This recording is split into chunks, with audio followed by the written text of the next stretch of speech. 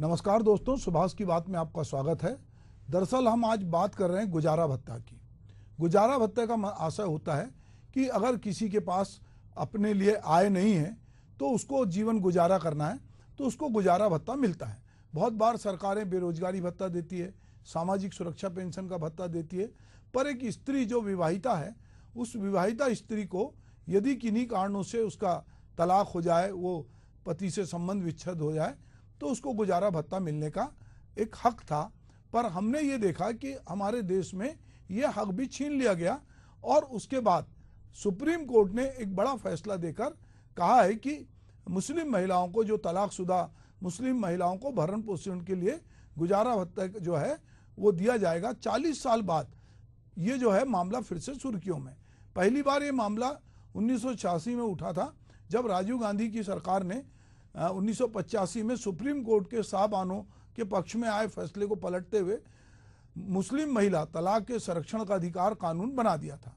अब अब्दुल समद नाम के शख्स ने पत्नी को गुजारा भत्ता देने के तेलंगाना हाई कोर्ट के आदेश को सुप्रीम कोर्ट में चुनौती देते हुए दलील दी थी कि तलाकशुदा महिला सीआरपीसी की धारा 125 के तहत याचिका दायर करने की हकदार नहीं है। महिला को मुस्लिम महिला अधिनियम 1986 अधिनियम के प्रावधान के तहत ही चलना होगा। इस मामले में फैसला सुनाते हुए सुप्रीम कोर्ट ने कहा है कि सीआरपीसी की धारा 125 सभी विवाहिता महिलाओं के लिए लागू होती है, फिर चाहे उनका धर्म कुछ भी हो। हालांकि अब यह मामला सुप्रीम कोर्ट में आया तो कोर्ट के सामने सवाल यह था कि इस केस में मुस्लिम महिला अधिनियम 1986 की को प्राथमिकता मिलनी चाहिए या सीआरपीसी की धारा 125 को। सीआरपीसी की धारा 125 में पत्नी, संतान और माता पिता के भरण पोषण को लेकर विस्तार से जानकारी दी गई है। इस धारा के अनुसार पति, पिता या बच्चों पर आश्रित पत्नी, माँ बाप या बच्चे गुजारे भत्ते का दावा केवल तभी कर सकते हैं जब उनके पास आजीविका का कोई और साधन उपलब्ध नहीं हो। तो इस मामले में फैसला सुनाते हुए सुप्रीम कोर्ट ने सीआरपीसी की धारा 125 सभी विवाहित महिलाओं पर लागू होती है, फिर चाहे उनका धर्म कुछ भी हो। मुस्लिम महिलाओं को इस प्रावधान का सहारा ले सकती है और गुजारा भत्ता मांग सकती है। अब यहाँ थोड़ा रुक के सोचने की जरूरत है कि ये पूरा मामला क्या है। हम अपने देश में देखते हैं कि हमारे घर में जो अधिकांश महिलाएं हैं, ना तो उनके श्रम की कोई कीमत होती है जो दिन भर वो काम करती हैं, ना ही अगर उनके साथ पति जाति करता है या उनको छोड़ देता है तो वो उसके लिए जो है उनको कोर्ट में जाती हैं। आजकल तो पारिवारिक कोर्ट भी हो गए जहाँ पर एक प्रकार का सेटलमेंट होता है और चालाक पति जो है वो बताते हैं कि अगर उनके पास, अगर वो सरकारी नौकरी में नहीं है तो वो बताते हैं कि हमारे पास इतना पैसा भी नहीं है, और कोशिश ये करते हैं कि वो गुजारा भत्ता देने से वो बचना चाहते हैं। और ये हर धर्म में होता है, किसी भी धर्म जाति से परे हटके अगर हम महिला की बात करें तो महिलाएं ज़्यादा प्रताड़ित होती हैं, वो चाहे किसी भी धर्म से जुड़ी क्यों ना हो। पर अगर बात हम कर रहे थे कि चूंकि ये सुप्रीम कोर्ट का आदेश आया है तो हमें पीछे जाना पड़ेगा। शाहबानो इंदौर की रहने वाली थी। 1975 में शाहबानो के पति मोहम्मद अहमद खान ने उसे तलाक देकर शाहबानो और उसके 5 बच्चों को उनके हाल पे छोड़ दिया था। उस समय शाहबानो की उम्र 59 ईयर की थी। शाहबानो के बच्चों के लिए हर महीने गुजारा भत्ता देने की मांग की, लेकिन उसके पति ने किसी भी तरह की मदद करने से इनकार कर दिया। इस मामले में साल 85 में उच्चतम न्यायालय ने शाहबानो के पक्ष में फैसला सुनाया। सुप्रीम कोर्ट के आदेश के तहत हर महीने मोहम्मद अहमद खान को 179.20 रुपए देने थे। इसी आदेश में संविधान पीठ ने सरकार से समान नागरिक संहिता की दिशा में आगे बढ़ने की अपील की थी। समान नागरिक संहिता वाली टिप्पणी और इस मामले को लेकर मुस्लिम पर्सनल लॉ बोर्ड ने नाराजगी जताई थी। मुस्लिम कट्टरपंथियों के विरोध के आगे राजीव गांधी की सरकार ने घुटने टेक दिए थे और सरकार ने सुप्रीम कोर्ट के फैसले को पलट दिया था। राजीव गांधी की सरकार ने मुस्लिम महिला तलाक में संरक्षण का अधिकार कानून 1986 सदन में पेश कर कानून बना दिया था। अभी यहाँ सरकारें जब होती हैं तो कई बार वो अपने अपने वोट बैंक के लिए काम करती हैं, पर क्या वो ईमानदारी से स्त्रियों के पक्ष में खड़ी है? ये सवाल इसलिए भी है कि अभी 3 तलाक का मामला है। भाजपा ने कहा है कि 3 तलाक जो है वो मान्य नहीं होगा और उसको लेकर उन्होंने कहा है कि हम मुस्लिम पर्सनल लॉ को लेकर भी बातचीत हो रही है और ये देश में एक देश एक कानून को लेकर भी बात हो रही है और कहा जा रहा है कि सबके लिए समान कानून होंगे। पर हम देखते हैं कि कानून सबके लिए समान हो नागरिकों के लिए, पर महिलाएं जो हैं बहुत बार उसमें दोयम दर्जे की मानी जाती है। और यही है कि राजीव गांधी की सरकार ने जो है जो कदम उठाया था उसके खिलाफ देश भर में एक माहौल देखने को मिला था। जब भी तुष्टीकरण की बात होती है, सुप्रीम कोर्ट के फैसले और संविधान के सम्मान की बात होती है, तो बीजेपी इस मुद्दे को पुरजोर तरीके से उठाती है। हालांकि राजीव गांधी के प्रधानमंत्री काल में पीएमओ के संयुक्त सचिव रहे मणिशंकर अय्यर ने अपनी किताब द राजीव आई न्यू में सवाल उठाए कि अगर शाह बानो के मामले में राजीव गांधी का बनाया कानून मुस्लिम तुष्टीकरण था तो दूसरी सरकारों ने उससे बदला क्यों नहीं, ये सवाल हो सकते हैं।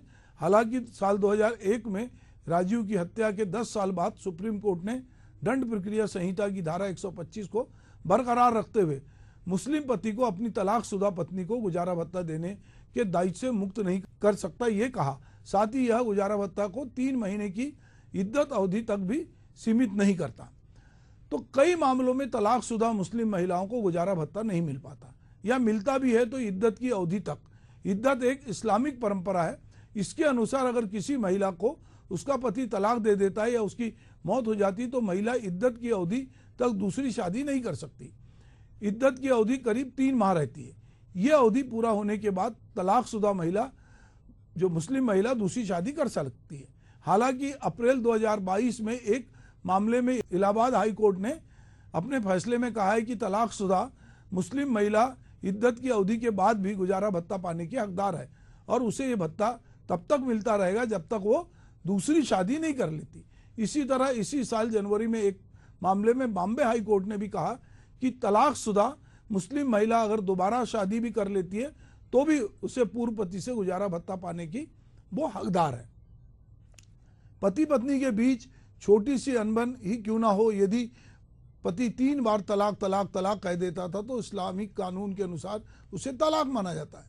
आजकल लोग मोबाइल पे SMS और ईमेल के जरिए भी तलाक लेने की बात महिलाओं को करते हैं और उनको मानसिक पीड़ा पहुंचाते हैं। इसके कारण इस व्यवस्था को 2017 में उच्चतम न्यायालय ने अवैधानिक घोषित कर दिया।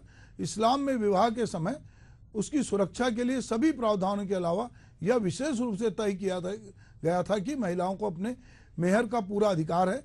मेहर एक विवाह उपहार है जो उसके पति द्वारा उसे दिया जाता है और विवाह अनुबंध में शामिल होता है। यह स्वामित्व उसके पिता या पति को हस्तांतरित नहीं होता।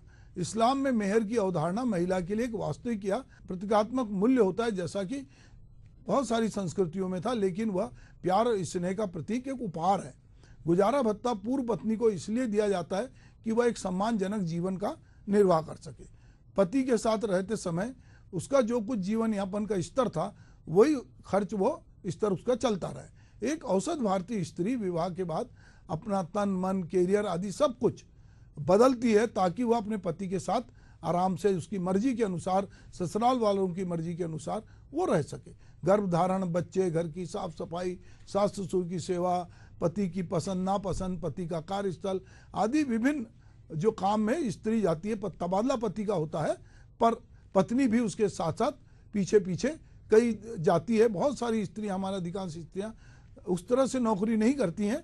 नौकरी करने वाली स्त्रियों की संख्या कम है, मगर जहां पति जाता है उनके साथ उनको जाना पड़ता है।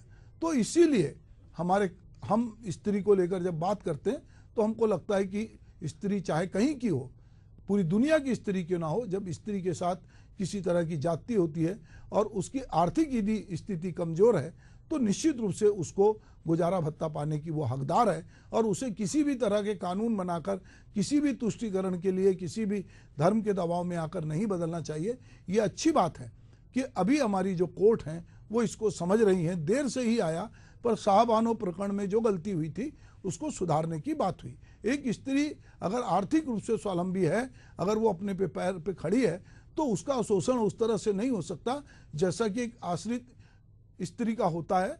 तो इसीलिए कहीं ना कहीं कोर्ट ये बात समझ रहा है कि अगर पति जो है, अगर उसका पूर्व पति या बच्चे जो इसके जिम्मेदार भी हैं तो पूर्व पत्नी के पास भी उसका खर्च देना होगा। ऐसा नहीं होगा कि आप कह दें कि आपने दूसरी शादी कर ली है तो हम नहीं जानते, आप जानो, आपका काम जाने।